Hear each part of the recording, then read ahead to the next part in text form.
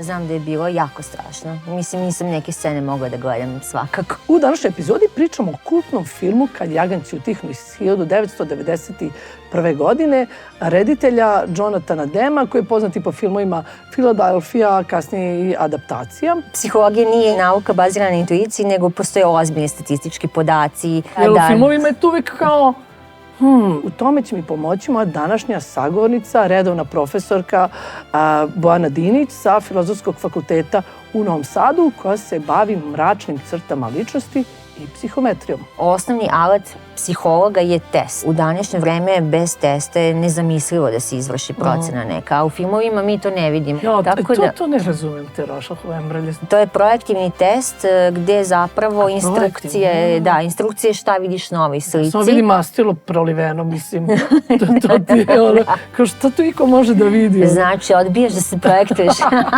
Čekaj, da li ti meni onda govoriš da vi psiholozi, kako ste predstavljeni u filmovima, ne možete nas, bilo koga, od ljudi da provalite odmah? Kad kažemo čime se bavimo, onda svi onako zadrška. Sad moram da pazim šta pričam. Ne. Znači ne možete da provalite? Nažalost ne.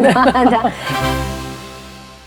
Pozdrav svima, dobrodošli u novu epizodu podcasta Nauka u kadru, gde pričamo o nauci kako je predstavljena u filmovima i u serijama i dajemo vam još jedan razlog da volite i nauku i filmove. Moje ime je Tijana, na mrežama me možda prepoznate kao Dr. Cosmic Ray, a za ovaj divan prostor u kojem snimamo treba da se zahvalimo prijateljima podcasta, bioskopu Arena Cineplex. Ćao Bojana. Ćao Tijana. Hvala ti što si prihvatila moj poziv da nam dovedeš malo psihologiju u kadar i posebno da pričamo o ovom sjajnom, kultnom filmu Kad jaganjci utihnu. Pretpostavljam da si gledala, naravno. Više puta. Ali sad glavno pitanje, sećaš možda kad si ga prvi put gledala i Pa mislim kad je izašao, vjerojatno kad sam bila Da, to je 91. Da. Tako da znam da je bilo jako strašno. Mislim, nisam neke scene mogla da gledam svakako. Da. Pokijem oči.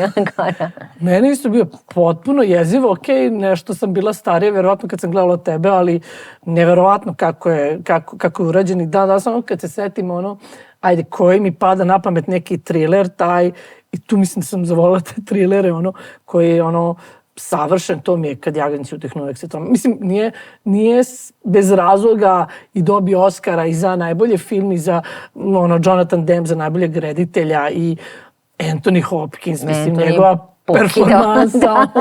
Znači, ne znam kako posle u bilo kojoj drugoj ulozi da ga gledaš i to Oscara i Jodie Foster, znači prosto ono što kažu, mislim, filmčina jedna, i ali baš mi je zanimljivo u stvari, to je bilo 91. ali sećam se negde da i 90. je bio i tako neki trend, baš dosta je bilo tih filmova o serijskim ubicama, nešto. Meni je to bilo fantastično. Sam gledala takve filmove, ali bili su razni, neki bilo nešto i sa Christopherom Lambertom, neki Lovac na potezu, ja zbog šaha sam to gledala. Zbog šaha, da. I to mi je uvijek bilo zanimljivo. U stvari šta mi je bio najzanimljiviji deo, zašto sam ja valjda uvijek volila zagonetke, je kao kako te serijske ubice sad ubiraju žrtve. I to kad oni kao treba skontaju, to mi je bilo zanimljivo kako oni biraju te žrtve. I onda znam da je bio neki film, isto je bio jako čudan kao serijski ubica, pa je zgrada, pa prozori, pa od prozora su bile note kao neke pesme, on tu mislio da su note, pa je tako on nešto valjda birao žrtve, potpuno nešto random su išli ti filmovi, ali ne, i dalje Kad jaganjci utihnu je ostao kao najbolji film meni svih vremena od trilera. A tebi sad iz ove perspektive otprilike kao neko ko te stvari malo bolje razume, ili i dalje to smatraš da je kao najbolja prikazan triler i te serijske ubice, ili imaš druge favorite i tako to?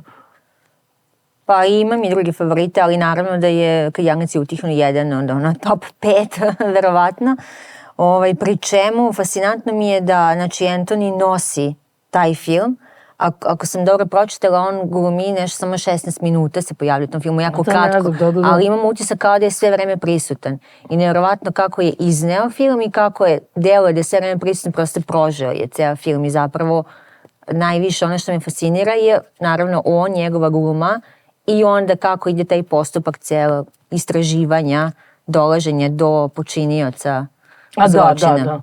Da, to mi je, ajde sad, ja ovako kao potpuni laik što se tiče psihologije i tvoje oblasti, ali meni kao kad gledam takve filmove je nekako uvek izgledalo kao magija to što rade profajleri. Onako da prosto imaju samo neku intuiciju i oni tako kao magično skontaju nekog ubicu ili ne znam nešto. Odmah znam, volila sam i onu seriju Profiler je posle bila, to mi isto bila fantastična. Ne znam, si gledala tu seriju? To je slično kao sad ovo što ide neki Criminal Minds, pa bio profiler pre toga. Znači to kako oni profilišu, to mi uvijek izgledalo kao neka magija, kao da vi tu samo kao provalite onako. Da. Jel to tako zapravo funkcioniše ili malo drugačije? Ili ide toliko na intuiciju ili ide više na neke druge stvari u vašoj oblasti? Zapravo možda u toj forenzičkoj, ajde. Pa konkretno u filmu ono što znamo je da Jodie Foster, dakle ona je student psihologije koji bude rekrutovan od strane mentora da učestvuje u ispitivanju Hannibala zato što je pokazala potencijal, talentovana je i ima kapaciteta da dobro uradi posao. I onda malo u stvari, dobro film je naravno tako napravljen da malo toga mi vidimo u stvari kako taj proces cijel funkcioniše i to nije tipično ono čime se profileri bave zato što ona priča sa nekim ko je već uhapšen da bi došli do Buffalo Billa, do počinioca drugih serijskih ubistava, ali zapravo kako konkretno psiholozi u okviru jedinice FBI-a rade, znači njihov posao se sastoji u tome da oni procenjuju ponašanje i scenu, mesto zločina, procenjuju ponašanje, procenjuju na osnovu mesta zločina ili na primjer gde je žrtva pokupljena, gde je telo nađeno, gde je mesto zločina, procenjuju da li je to delo bilo planirano ili nije bilo planirano, organizovano, nije organizovano, tipa da li je oružje doneto ili je nešto što se tu našlo na lice mesta. Tako da se procenjuje na osnovu tih behavioralnih pokazatelja i zato se to analiza koju oni rade zapravo behavioralna analiza, tako se jedinica njihove zove Behavior Analysis Unit. Znači oni analiziraju ono što je dato i na osnovu toga procenjuju rizik od ponavljanja, procenjuju potencijalno, ne znam, koji je profil žrtve ko bi mogu biti u opasnosti. Čak radi se u saradnji sa drugim naučnicima geografsko profilisanje, gde počinilac operiše, pa može tako da se dođe do toga gde je najverovatnije da radi ili gde živi, tako dalje. Psiholozi zapravo pomažu na osnovu svog znanja da se suzi potencijalni broj osumnjičenih na osnovu predviđanja ovih ponašanja, navika, utvrđivanja obrazaca ponašanja. A to kad kaže obrazaca, mislim, je to nešto intuitivno ili imate neke metrike i tako to? To mi je glavna fora. Jer u filmovima je to uvijek kao znaš, kao nešto smo se dosetili. Sad kao odjednom nešto. Čak i u filmima znam, na primjer, kada se obavlja intervju sa nekim počiniocima zločina, ne znam, psihologu daju par informacija o tome ko je počinilac i onda on pogleda malo dosije, papiram, dobro, sve znam. I onda odi i onako kao provali ga u sekundi da ne. Dobro. Znači, psihologija nije intuicija i nauka bazirana na intuiciji, nego postoje ozbiljni statistički podaci, modeliranje ponašanja, ali naravno u filmu nije zanimljivo da vi vidite psihologa koji tako obrađuje podatke, grafikone, gleda. Da nije fotogenično, znaš, onda ni za kompjuterom. Da.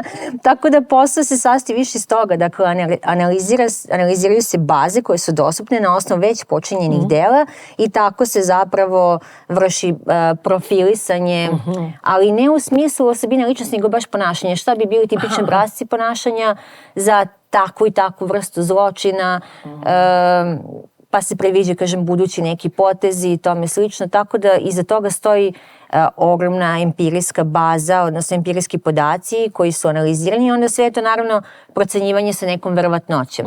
I psiholozi onda sa tim znanjem o tome zapravo pristupaju da bi pomogli u saradnji sa ostalim timom koji čini ne psiholozi, da pomognu da se zapravo suzi taj potencijalni broj osumnjičenih, odnosno da se hipoteze, tako kažemo, o tome šta bi bio motiv recimo za takvo ponašanje, tako to da se to nekako suzi, a onda to naravno pomaže u istrazi da se lakše mapira ko je nepoznati počinilac.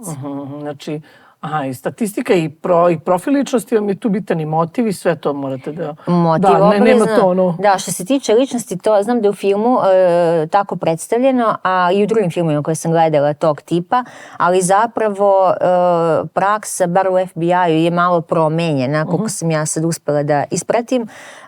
Nije više fokus toliko na profilisanju ličnosti, nego ponašanja. To se kaže behaviorno, ok, kapiram. Zato što mi imamo nepoznatog počinilaca i mi pokušavamo da obrasce ponašanja, motivaciju saznamo kroz dela i to što nam je dostupno. Ne znam, svedoci ako postoji tako potencijalne osumnjičene i tome slično, ali naravno da može da se napravi neka tipologija, ali generalno te tipologije su malo sada napuštene i onda se više ide na to da li je kontrolisano bilo ponašanje, planirano, da li postoji eskalacija nasilja, tipa prekomerna sila, da li je upotrebljena i tome slično. Dobro. Ali opet ajde da se vratimo na to kad kažemo hardcore nauku, ili tako, kažeš, bavite se puno statistikom i to je verovatno ta psihometrija kojom se ti isto baviš, ili tako, znači to je malo između ostalog, da. Ispravi me slobodno. Ali, znači, za statistiku trebaju ti neki podaci, trebate neki uzorak. Sad mene zanima kako se u stvari te serijske, ajde ubice se zadržimo na tome, pošto o tom se radi u filmu, kako se one danas istražuju, znam da je, šta sve naučimo lepo iz televizije, to smo iz serije Mindhunter naučili kako je to krenulo profilisanje, ko nije gleda obavezno da gleda serija Mindhunter, fantastična. Isto podržava. Svega 2 sezone, nažalost, svi ceo internet kuka za 3, ali nešto ne čini se da će se desiti. Da su oni u stvari kroz intervjue sa uhvaćenim počiniocima u stvari gradili to, pravili to profilisanje i da je u stvari inspiracija i za kad jaganci utihnu došla od knjige Tomasa, sad sam se zaboravila, intervjušla te meksičke zatvorenike otprilike, gde onda imao razgovor sa tim jednim hirurgom koji je bio neki serijski ubica, nešto. Ali da li si i danas tako istražuju te serijske ubici, takvi zločini kroz intervjue sa počiniocima ili sad još nešto se radi?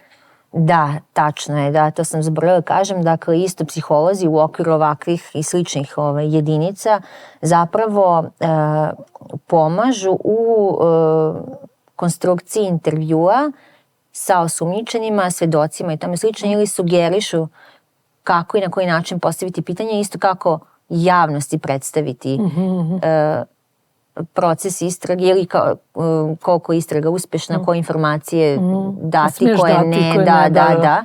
Tako da jeste zapravo počelo od intervjua, zato što, kažem, u ovim slučajevima to su isprva nepoznati počinioci i onda kada imamo potencijalne osumnjičene, sa njima radimo intervju da bi došli do verodostojnosti iskaza, da vidimo koliko oni obmanjuju ili kako se ponašaju tokom intervjua. To su neki sve i verbalni i neverbalni znaci koji mogu da pomognu u tome da vidimo da li ima osnova da neko bude osumnjičen. Naravno i to je samo jedan deo i naravno i moraju postoje fizički dokazi za to.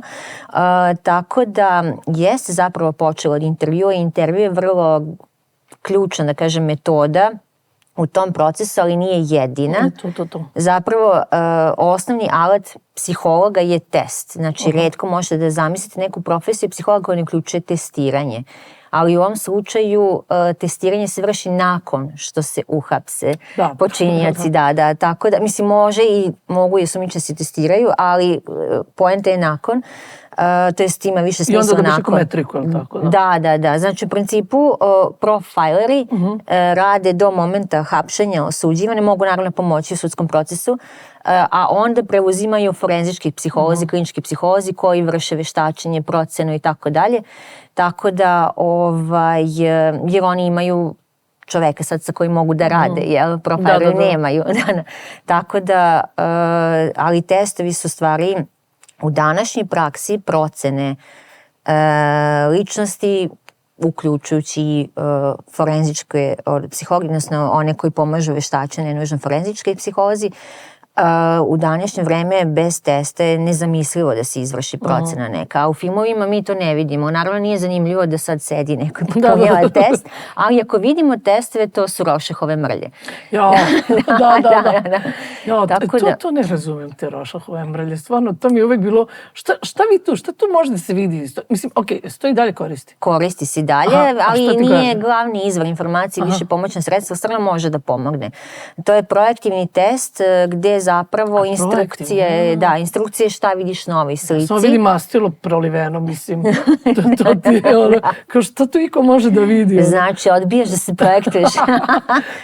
Da, i simetrično, pošto je prekopirano i to upadljiva mi je simetrija. Svaka kartica ima svoj domen, da kažem. Jedna kartica govori o odnosu prema autoritetu, druga govori, ne znam, o identitetu, odnosima sa drugima, seksualnom ponašanju i tako dalje. Svaka kartica ima svoje i onda se to analizira na osnovu asocijacije. Postoji protokol, nije to tako, da kažem, intuitivno ima protokol, ali svakako ti projektivni testovi su uvek po defaultu manje objektivni, ne znači da nisu uopšte, nego prosto manje su objektivni nego strukturisani testovi, kao kad imate test ličnosti pa tu koliko se slažete od 1 do 5 ili da ne, ili kognitivni testovi koji procenjuju različite aspekte inteligencije i tome slično. Tako da zapravo psihološka procena ličnosti procena generalno obuhvata obično procenu različitih intelektualnih sposobnosti, procenu ličnosti naravno prisustva psihopatologije, eventualno nekih specifičnosti u zavisnosti od vrste dela i naravno da se radi intervju, prikupljaju se podaci koji postoje, ne znam, prethodne osuđivanja ili prethodne možda neke prijave ili ponašanje na poslu od strane supervizora, drugi ljudi procenjuju ponašanje osuđenog, optuženog u stvari, tako da se sve onda to integriše u psihološku procenu. I kada se radi psihološka procena, naravno potrebno je ekspertiza iz oblasti procene, ali tu onda taj deo pisanja nalaza i mišljenja, to je zapravo taj deo gde ta ekspertiza dolazi do izražaja.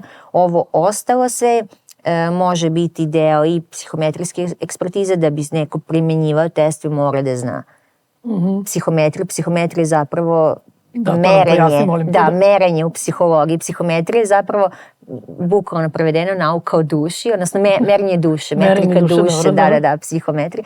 Ali zapravo psihometrija pruža uvid u to da li naši testovi dobro rade posao.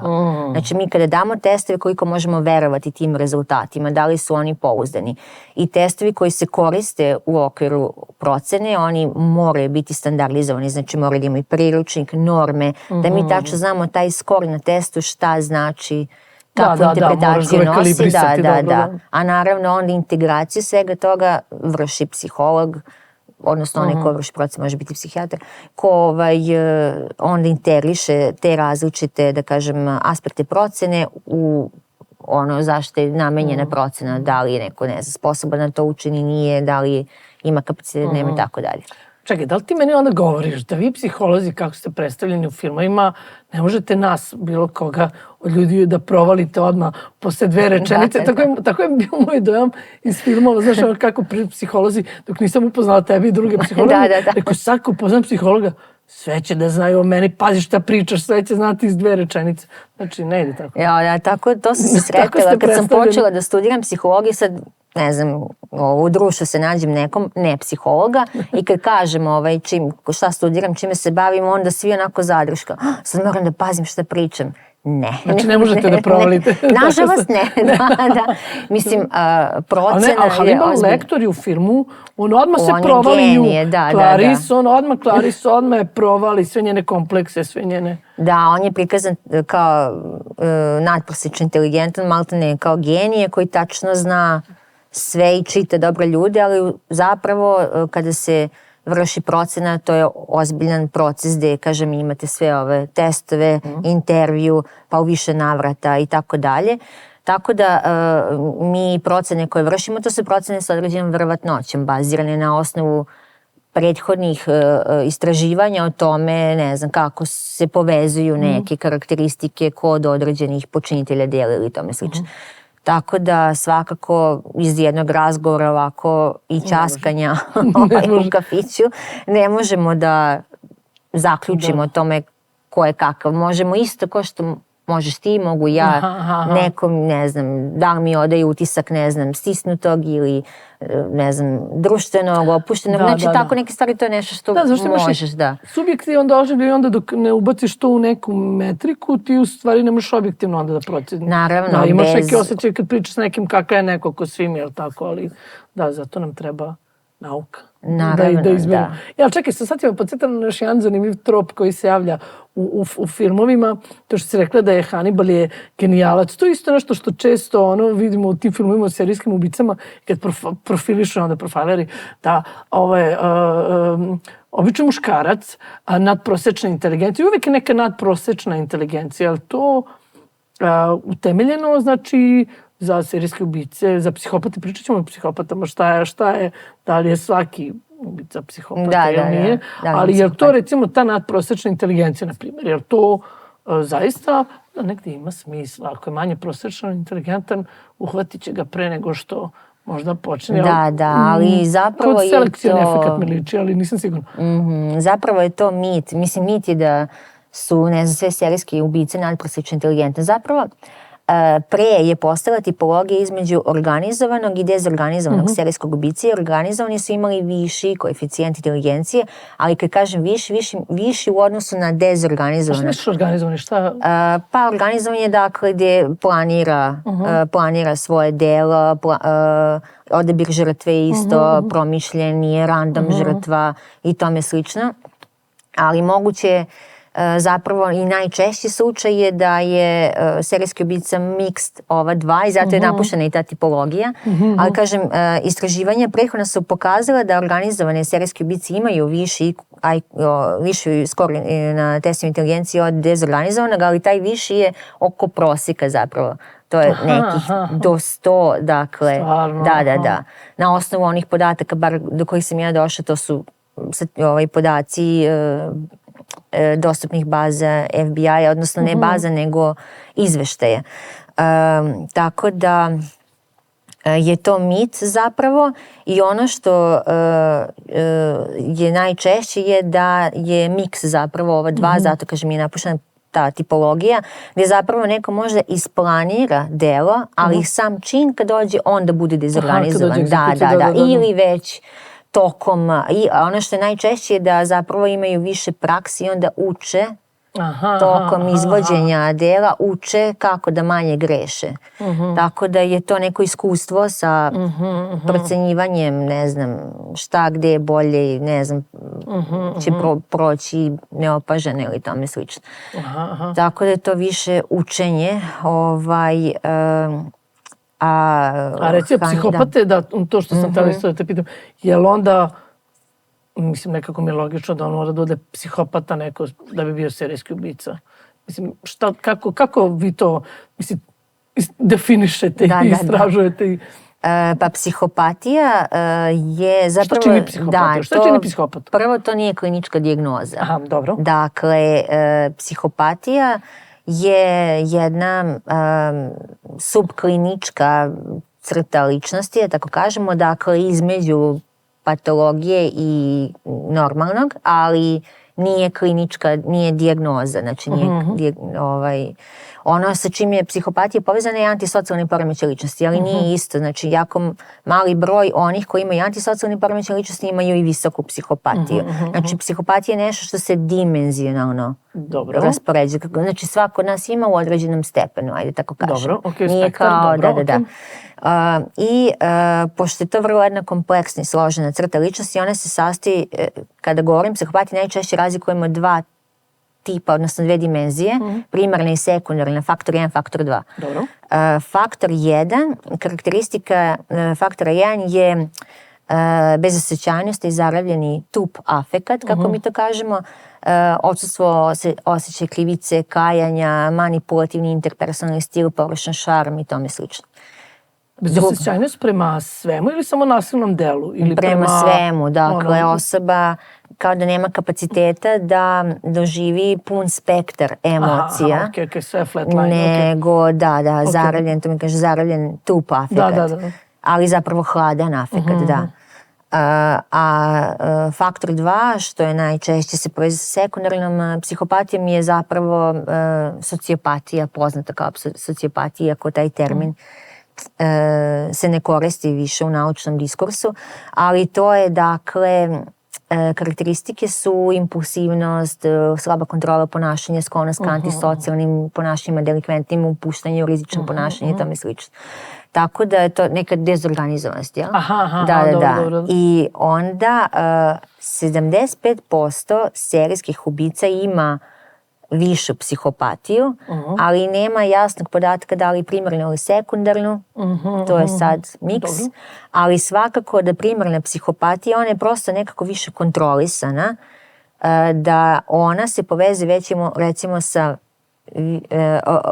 primarna psihopatija u stvari nije značajno povezana sa inteligencijom. Znači oni koji imaju visoku primarnu psihopatiju, ima onih koji imaju prosječnu, ispod prosječnu, iznad prosječnu, a oni koji imaju sekundarnu psihopatiju višu, oni imaju niži skor na inteligenciji, na primjer. U odnosu na primarnu. Znaš, ti moraš da imaš, da si organizovan malo za...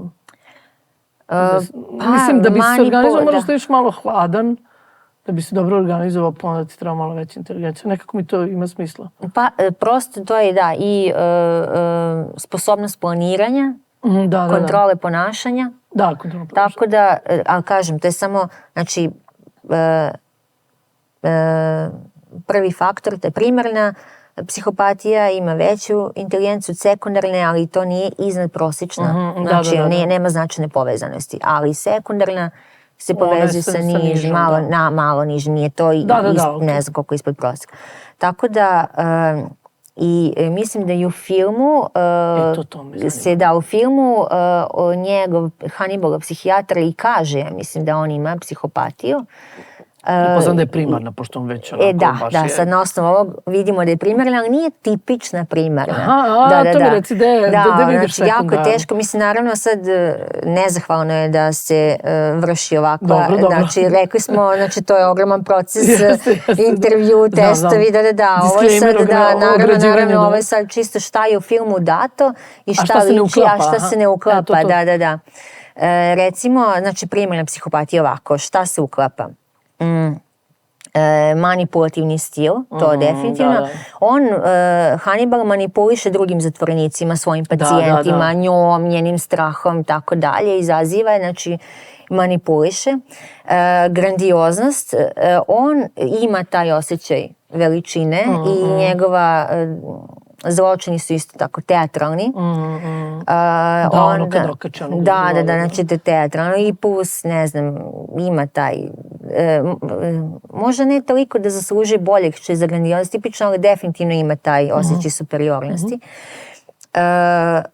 Onda zaravljeni afekat, to smo već rekli, to ne znači da on, kao i osobe koje imaju više primarne psihopatije, ne doživljavaju uopšte emocije, nego da je prosto doživljava ih, ali je repertoar sužen.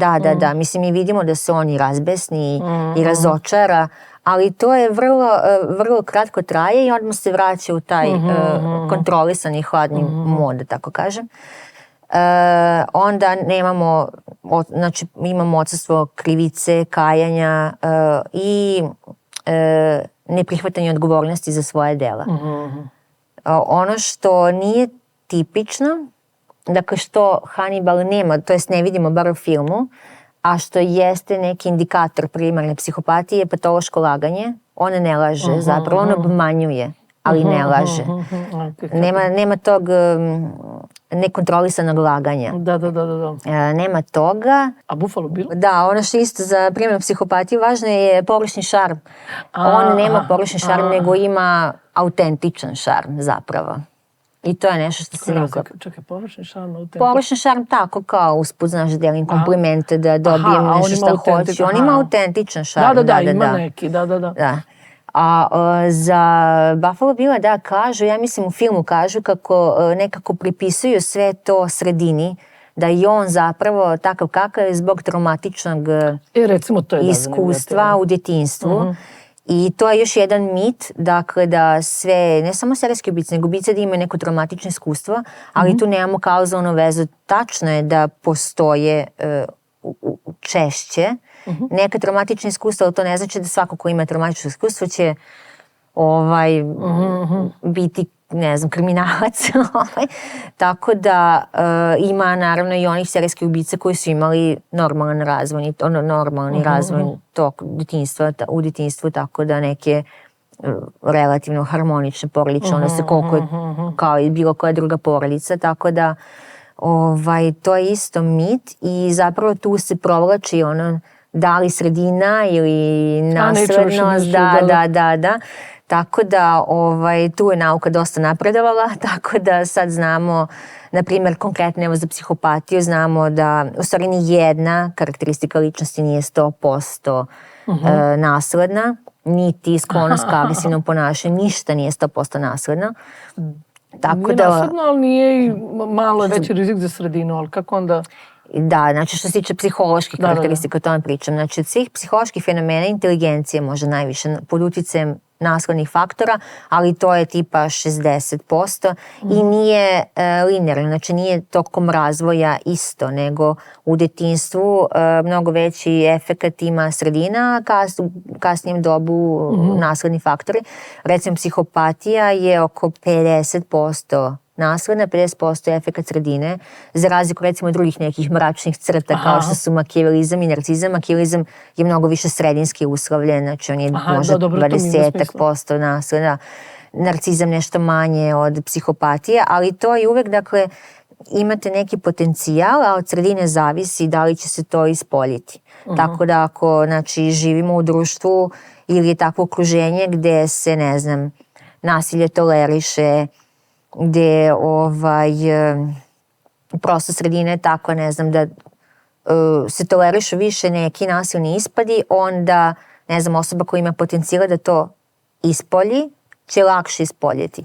Ne znači nužno da će ispoljiti, ali lakše, tako da prosto zbog toga, mislim, to je dobra veza nas, ako sredina isto učestvuje u oblikovanju osobina i ponašanja, a učestvuje da mi znamo kako preventivno da delujemo. Da. Tako da za Buffalo Billa se nekako to provlači kao da je potpuno sredinski uslovljen, ali to nikad nije potpuno sredinski uslovljen, znači mora da postoji neki potencijal za nasilnim ponašanjem, a od sredine zavisi onda da li će se ispoljiti. Ali svakako nije da bilo ko je preživao neku traumu će sad biti nasilan. Naravno da nema tu uzročno posljedniču vezu, to je samo veća možda verovatnoća, ali nije nešto što se uzima za profilisanje, na primjer, to nije važno zato što je to nešto mi ne znamo. Jer mi imamo nepoznatog počinioca i mi ne znamo zapravo ništa o njemu, samo analiziramo konkretne ponašanja u sceni nasilja, odnosno krivičnog dela. A reci, spomenuli smo manipulativnost i tako, i to si spomenula kako Hannibal, najveći zločinac svih vremena, manipuliše drugim zatvorenicima. Recimo, ta scena mi je bila kao, ajde, meni ovako malo sad iz ove perspektive nerealna, sad to me zanima da li je moguće da on izmanipulisao jednog zatvorenika da se ubije tako što mu je pričao nešto par sati. Mislim, taj nivo manipulacije mi je malo kao teško. Mislim, doduše, verovatno je nešto bio podložan i on imao nešto...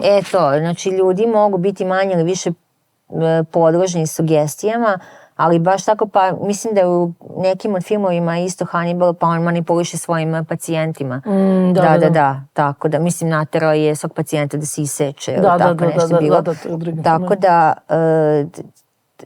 za tako kratko vreme izmanipulisati to stvarno mi deluje nemoguće, mislim, grooming traje, to je proces koji traje, tako da ovde, jedino ako je on imao neku prethodnu istoriju sa tim zatvorenikom, što mi ne znamo, ali na osnovu filma deluje kao on je nešto njemu šaputao te večeri I ne znam, tako da, ali ono što jeste zanimljivo, sad ja malo pravim digresiju, to je zapravo da Hannibal razume, može da prepozna tuđe emocije kod drugih, na primjer, kod Jodie Foster on prepoznaje strah, nelagodu i manipuliše time, ali jedno je prepoznati, a drugo je doživeti to, da je kao afektivna i kognitivna empatija. Znači on može da prepozna emocije, ali ne ide ih doživi. Aha, ne ide ih osjeti, aha, to je to što... I to je negde kao zašto osobe sa višom psihopatijom čine to što čine, ne nužno nasilje, nego prosto ne obaziru se na tuđe osjećanje, mogu da ih prepoznaju i to njima ništa ne znači. I onda na neki način taj nedostatak afektivne te emocionalne empatije da proživljavaju ono što i ne znam, druge osobe, žrtve i tako dalje, to zapravo onda im olakšava da čine to što čine, jer da mogu da dožive to što njihove žrtve verovatno ne bi, bar ne bi u tom stepenu. A reci, zanimljivo mi isto, ajde, baš me sad zanima što se tiče baš tvoje nauke i toga, i ajde, istraživanje teh mračnih crta i psihopatije i takve stvari, pošto to smo rekli da jeste negde spektar, jel tako? Mislim, gde pravite, ja znam u svoje nauci, nekad prosto moramo neke granice sami vučemo. Znaš, gde, kako jasno odrediš šta je prešlo granicu da prelazi u psihopatiju, šta nije? Pa da, pošto se psihopatija smatra dimenzionalnim, nemamo mi tu sad jasno kao posle ovog, mislim, postoje norme, ako je te standardizovano, znači ima priručnik, ima norme i na osnovu tih normi mi možemo da vidimo šta je nešto, koliko je nešto visoko izraženo u populaciji, koliko je prosječno, koliko je nisko izraženo u odnosu na druge ljude koji su ušli u izračunavanje tih normi, to možemo.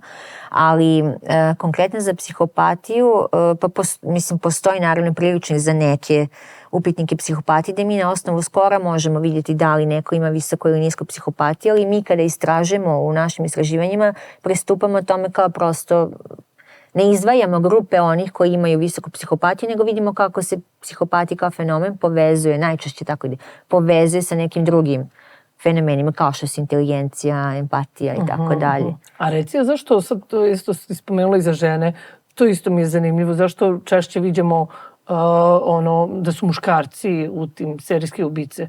Je li psihopatija više izražena kod muškaraca nego kod žena ili samo ispoljavanje toga, manifestacija u serijske ubice? Da, jeste, da. Znači, teško je sada proceniti koliko ima ljudi. To samo stvar prilike, da kažem, ili je, znaš, da li je to samo, da li je stvar samo prilike. Što je nekom, što je muškarcu lakše da izvršava zločine nego ženama. Je li stvar samo tome ili zaista je u populaciji otprilike isto? Imaš psihopate i potencijala za serijske ubice među ženama i među muškarcima? Pa pošto su u pitanju nasilna dela, definitivno muškarci imaju veću tendenciju ka nasilju u odnosu na žene. Odnosno žene kada ispoljavaju nasilje, to ne rade preko fizičkog nasilja, nego indirektno... Da je bila ona neka serijska ubica, ona je trovala ljude, ili tako? Da, jeste. Da, pa nalazi se način. Ali... što ste da kažem, da, tako da definitivno muškarci više su skloni nasilnom ponašanju. Sad možemo posebna epizoda, može samo tome da se posveti zašto, da, kulturološki razlike, ne znam, prihvatanje nasilja duša, tako dalje, ili ne znam, neki biološki, da kažem, potencijal, sve je to miks, onda svega toga nema jednog, da kažem, činjenica, ali definitivno i ne znam, na osnovu recimo ovog testa koji sam pomenula, koji ima baš priručnik i ono standardizovanje, da ima recimo procenjuje se da 5% muškaraca ima izraženje psihopatije, žena do 1%. Zavisi koji test koristite, ali ako koristimo ove koji je kao zlatni standard, ta Hareva checklista, onda Hair ili Haredes, onda je ovakva je računica. Ali, na primjer, zanimljivo u našem istraživanju kada smo mi analizirali agresiju kod žena koje povezivali smo mračne crte kod žena sa agresivnim ponašanjem, isto tako kod muškaraca sa agresivnim ponašanjem. Žene koje su sklone agresivnom ponašanju imaju mnogo nekako toksičniji profil ličnosti. Dakle, više mračnih crta je povezano, znači narcizam, psihopatija, makijavelizam, pa ne znam, niska savesnost i tako dalje. Mnogo više neurotizam, mnogo više i bazičnih i mračnih crta je povezano sa agresivnim ponašanjem nego kod muškaraca. Kod muškaraca ima psihopatiju i kao otprilike to je značajna veza. Ženski profil je kompleksniji kada ispoljava ponašanje koje nije u skladu sa rodnom ulogom ili... Možda zato što ženama više treba da pređu tu granicu u nas ili nešto. Pa, onda mora da bude onaj ekstrem, da ode u onaj rep raspodele. Da. Ali ajde još jedna stvar što mi je zanimljivo, ja sam spomenula na početku kako su meni bili super ti filmovi s serijskim ubicama i sad ima čitav popularnost, true crime ljudi gledaju i tako. Zašto je nama to interesantno da gledamo takve filmove i slušamo takve priče? Evo sad je bilo i na Netflixu ti serijali u serijskim ubicama. Ja recimo ovaj Duginu što je inspirisao da Buffalo Billa i jeste je bio, prosto nisam mogla da odgledam. Stvarno mi je bilo too much. A zašto ta sad fascinacija? Da, i nije američki psiho, nego psiho zapravo. Da, Anthony, bože. Perkins. Da, tako da... Da, on je od Dugina isto. Da. To je jako veliki deo filmske industrije, dakle, ne znam koji procenat filmova su tog žanra od svih filmova, tako da postoji potreba očigledno za takvim tržištem, ali i filmska industrija malo nameće takvo tržište očigledno, ali ako gledamo sad sa strane evolutivnog pristupa, dakle, ubice su signal opasnosti i to onda mi obraćamo više pažnje na to, želimo da razumemo, objasnimo da bismo prosto mogli sebe da zaštitimo od takvih ljudi. I posebno žene prate, znači 80% publike takvih filmova, na primjer, su žene, ne znam, tipa od 18 do 30 nešto godina, pošto žene više imaju veće empatije, više se empatišu sa žrtvama, ali žene su češće i žrtve. Tako da na neki način se uče preko toga, uče kako da reaguju na, ne znam, crvene lampice, da bi mogla nekako da izbjegnu opasnost. Znači, kao što imamo predatore u životinjskom svetu, gdje životinje isto, predatori ne operišu stalno, nisu stalno gladni da ubijaju zbog toga, nego imaju određeni period kad to rade, pa životinje pokušavaju da nekako isto procenjuju kad je situacija opasna, kad je nije, tako i mi s tim što mi imamo naravno potencijal mentalne vizualizacije, tako da možemo da prolazimo različite scenarije i da onako sa distance u skokice u bioskopskoj sali sa manje rizika učimo o potencijalnoj opasnosti, tako da to jeste na neki način edukativno, ali svakako intrigantno i bude šok, znači pogotovo kad imate te situacije da je neko u true crime, kao neko ko je bio, ne znam, vaš komšija, ne znam, član porodice ili ne znam, neko ko ovako deluje kao on je dobar, uvek se javlja, da niko nije ništa primetio, tako da tu bude šok i onda prosto trebalo bi da onda kroz te filme mi naučimo kako da obraćamo pažnju na te stvari da bismo izbjegli potencijalnu opasnost, zaštitili druge i ima tu, znači više obraćamo pažnju na te signale opasnosti. Da. A reci mi, još jedna stvar me isto zanima, to si spomenula na početku, da ima još drugih primjera. Hannibal Lecter je proglašen za najvećeg zlikovca, najboljeg zlikovca svih vremena, što stvarno, mislim, to je najviše zahvaljujući njegove maestralnoj ulozi, ali što se tiče kako su predstavljene serijske ubice ili psihopate, ajde da proširimo, u filmovima i u serijama. Ili imaš tu još par dobrih primjera? Ti pada nešto? Američki psiho, definitivno. Američki psiho? Da. Christian Bale, ili tako? Jeste, da. On je dao to. On ima i miks i narcizma i psihopatije, da kažemo osobe sa višom psihopatijom. Ne etiketiramo baš kao psihopati, narcisi, nego to. Dobro, spomenuli smo već i Psiho film. Psiho, dobro, da, dobro. Kao jedan od kultnih. Mislim, sad ima dosta serija. Netflixa serija Monsters, pa ne znam, imamo Jeffrey Dahmera, pa... Dobro, to su kako je po zapravo, da kažem, po stvarnim likovima. Da, pa likovima. ima naravno i umetničke slobode, ali kao predstavljene, da. Aha, misliš kao fiktivni likovi baš, ali neki baš dobro predstavljen, pošto...